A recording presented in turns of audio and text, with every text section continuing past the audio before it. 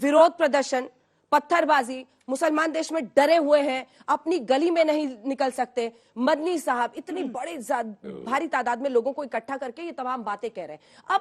अब जो सूरत हाल है वो गंभीरता की तरफ बढ़ रही है। मतलब आप अगर इतना बिठा देंगे लोगों के मन में कि वो उनके लिए इंडिया सुरक्षित नहीं है, तो पीढ़ी दर पीढ़ी इसके अंजाम बहुत खतरनाक हो सकते हैं। आपको क्या लगता है, क्या सोच रहे हैं आप एज ए मुस्लिम इंडियन, क्या सोच रहे हैं?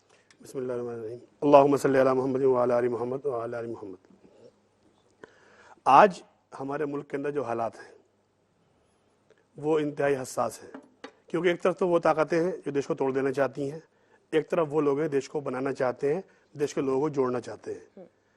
और मैं इतनी देर से बहस देख रहा हूँ कि रोज़ाना ये जो बहस होती है उसमें इस अंदाज की बातें होती हैं जो देश को जोड़ने वाली नहीं है। कभी इन लोगों ने ये नहीं सोचा कि हम 135 करोड़ लोगों को जोड़ने की बात करें। और रहा मसला नुपुर शर्मा के बयान का, उन्होंने जब बयान दिया उसको आज 15 दिन के आसपास हो चुके हैं। हमारा सबका ईमान यह है अपनी जान, माल, इज्जत, आबरू से ज्यादा नबी की मोहब्बत होनी चाहिए। उनके लिए सब कुछ कुर्बान कर सकते हैं हम। नुपुर शर्मा के बयान के बाद 2 जुमे आए। अगर ये इतने ही हसास थे, इनको नबी से मोहब्बत थी, तो ये 15 दिन क्यों खामोश थे? 15 दिन क्या तैयारी चल रही थी? और जिन अरबों के बारे में कह रहे हैं कि जिन्होंने दबाव बना लिया, भारत को दबा लिया, मोदी को डरा दिया, उन मुल्कों को ये 2 महीने पहले यहूदियों के एजेंट, अमेरिका का गुलाम और मोदी का पिट्ठू कह रहे थे। तो मैं ये पूछना चाहता हूँ इनका स्टैंड क्या है? हमारे चारों भाई यहाँ पर तशरीफ फरमाए, मेरी बात सुन लीजिए पहले। चारों भाई तशरीफ फरमाए। कभी तो ये एजेंट बन जाते हैं अयोध्या कमेटी के, अगले दिन बन जाते हैं ये सीए आंदोलन के, उसके बाद 370 के डिफेंस में आ जाते हैं, और कभी आ जाते हैं ये किसी ज्ञान वापी के डिफेंस में। ट्रिपल तलाक उसको हराम भी कहते हैं, नाजायज भी कहते हैं, उसको बचाने के लिए भी आ जाते हैं। तो और मुसलमान जिनके नुमाइंदे बन के आते हैं वो इनको 5000 रुपए का बिकाऊ कहता है। तो मैं ये पूछना चाहता हूँ कि देश को जोड़ना चाहते हैं या देश को तोड़ना चाहते हैं? सरवर साहब मेरा सवाल, पहले सवाल सुनिए सर, सवाल सुनिए। पता नहीं क्या हो गया। क्या मौजूदा सरकार का विरोध करते करते, मैं जो बात कह रही हूँ वो बहुत, मौजूदा सरकार का विरोध करते करते आप इस हद तक जा रहे हैं कि आप 2 मजहबों के बीच में नफरत पैदा कर रहे हैं। दोनों तरफ से ये हो रहा है। मैं किसी एक हिस्से को नहीं बदनाम कर रही हूँ, मैं कह रही हूँ कि ये बहुत ही खतरनाक ट्रेंड होता चला जाएगा। अगर मस्जिदों के बाहर जुम्मे की नमाज के बाद इतनी भारी तादाद में लोग इकट्ठा हो रहे हैं तो ये संयोग नहीं है, और अगर ऐसा धार्मिक प्रयोग हो रहा है तो ये खतरनाक सबके लिए होगा। देखिए, मैं शुरू से एक अलग ढंग से अपनी बात रखने का आदी हूं, और सच्चाई को तस्लीम शायद इन लोग भी आज करेंगे कि नहीं करेंगे। मौलाना साहब से मैं स्पेशली कहूंगा, कई बातें इन्होंने रखी हैं, हमसे क्यों तो नहीं, इस पे आप तस्लीम करेंगे तो मुझे लगेगा कि बात जहां पहुंचनी थी पहुंच गई, ये मजा आ जाएगा। एक ऑडियो और वीडियो पिछले 8 से 7 सालों से इस मुल्क में चल रहा है। बोलिए तो उसके पहले शब्द पढ़कर मैं सुना दूं। पर कुछ भी उसमें भड़काऊ ना हो। हाँ, भड़काऊ है, और मुसलमान चुप से सुन रहा है। जाग जाएगा ये हिंदू। नहीं सर देखिए, अब ये किसने बोला? नहीं, आप ऐसे शब्द मत बोलिए, ये गलत है। और मैं कह रहा हूँ 28 कंपनियों ने, मैं आपको 100 ऐसे दिखा दूंगी जो दूसरे धर्म के लिए बोले जा रहे हैं। यही काम बचा है क्या हमारा?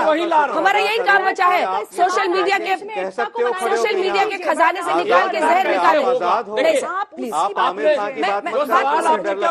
गंभीरता से समझिए, गंभीरता से समझिए। बच्चे भी देखते हैं टीवी। ऐसी कोई बात ना बोले जो किसी सरफिरे ने डाला हुआ है।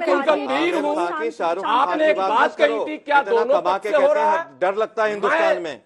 चैलेंज पूछी नहीं थी, मैंने कहा था कि दोनों पक्षों से हो रहा है। मैंने कहा था, मैं कहा तस्लीम करता हूं कि दोनों तरफ से ये कोशिशें हो रही हैं, लेकिन एक विस्फोटक खुलासा भी करता हूं कि इधर के लोग जो प्रोवोक कर रहे हैं और उधर के लोग, दोनों का साठ गांठ है इस देश की आम जनता को उलझाने में। बिल्कुल, ये मैं असल कहना चाह रहा हूं। बताइए ना, जितने नेताओं ने ये जो मौलाना नदीम सबको उकसा रहे थे, लाठी खाई क्या इन्होंने? गुलाम रसूल साहब, आप सेंसिबल बात करते हैं। एक सवाल पूछना चाह रहा हूँ गुलाम साहब, नफरत फैला देंगे। सुनिए आराम से बात करिए। देखिए, एक सवाल पूछना चाहता हूँ आपसे, अंजना की इजाजत से।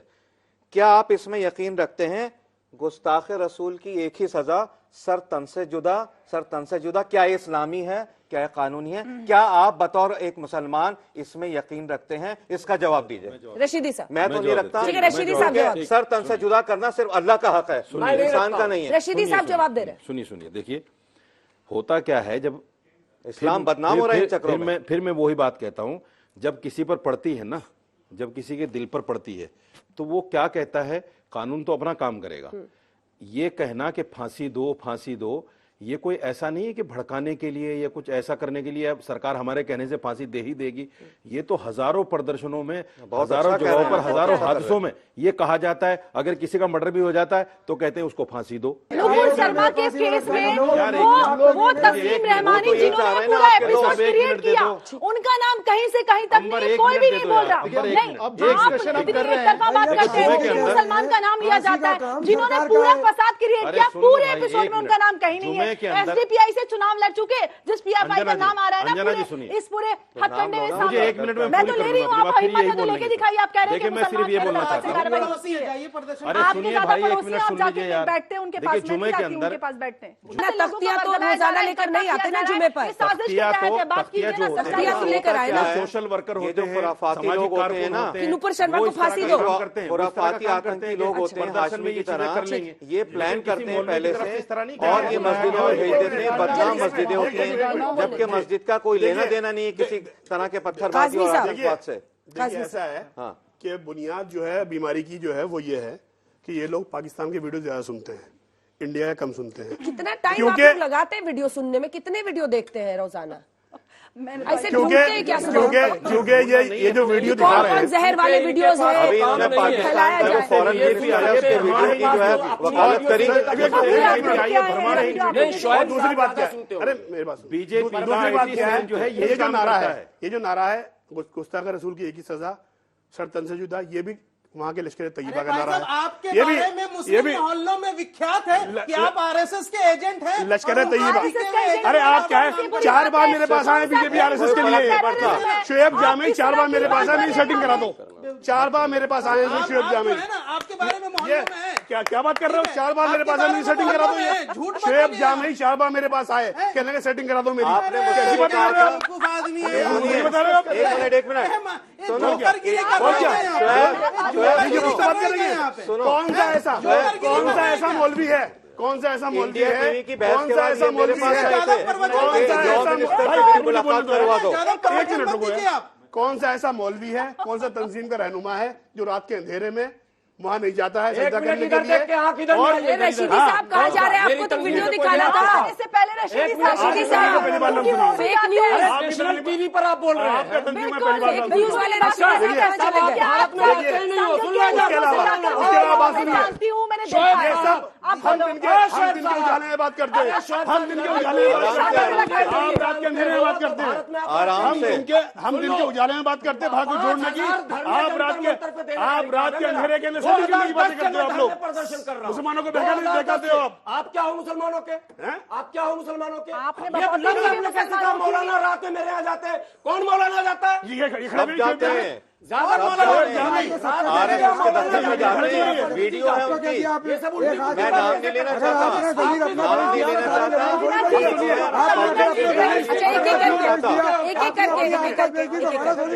पूरी कीजिए, एक सेकंड रुकिए, पूरी करने देखिए ऐसा है, ये पिछले 8 सालों से देश को तोड़ने की डिबेट कर रहे हैं, और देश का मुसलमान जो है ना, वो इनको बिल्कुल लायक नहीं करता है। हर मोहल्ले के अंदर, क्योंकि वो नहीं चाहते हैं देश के लोगों से टूटना। देश का मुसलमान चाहता है भारत के लोगों से जुड़ के रहे हैं हम, और इन लोगों के खिलाफ बड़ी नफरत है। इसलिए देश के अंदर इनके खिलाफ मुकम्मल एक माहौल है। हम दिन के उजाले में बात करते हैं, संघ परिवार के साथ ही मिलते हैं, बीजेपी से मिलते हैं, और सबको बैठ के एक सेकंड, मुझे एक सेकंड दीजिए। जमीयत उलमा हो, मुस्लिम पर्सनल लॉ बोर्ड हो, मिल्ली काउंसिल हो, मशावरती काउंसिल हो, और जितने भी ये छोटे बड़े दल हैं कांग्रेस की बी टीमें, ये सब रात के अंधेरे में आती हैं, जाती काम करा के ले जाती हैं।